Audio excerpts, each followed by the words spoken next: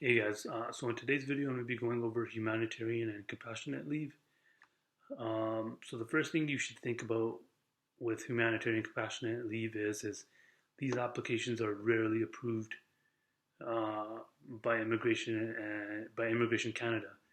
Um, the other thing that I commonly see happen is I see other immigration consultants tell clients to be applying for humanitarian and compassionate leave when they haven't evaluated the client's other options. So you should always be aware of all your options before considering humanitarian and compassionate leave.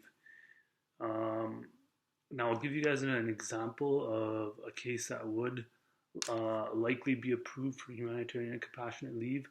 So let's just say it's a minor child. They come to Canada. They study in Canada. They get their education done, and they work in Canada. All their friends are in Canada, and most of their family and friends are in Canada.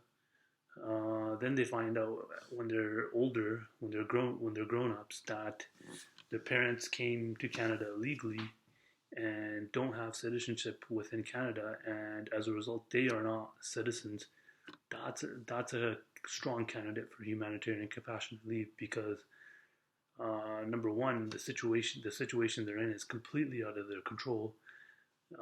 Number two is they have strong ties to Canada, and number three, they would not be easily able to adjust to the country of birth.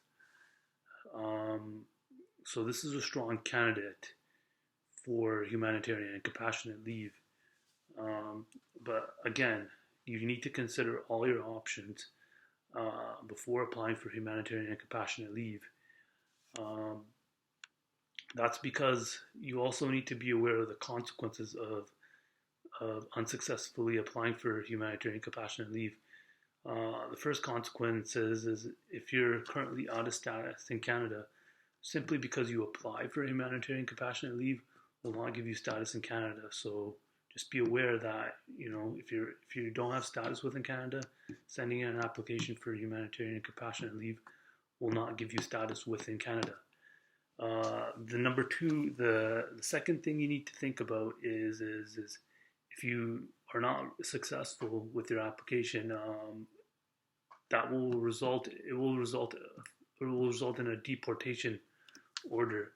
So, and the consequences of that is you might not be able to ever apply for another immigration.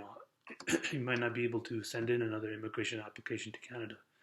So you really need to be aware of all your options before applying for humanitarian and compassionate leave.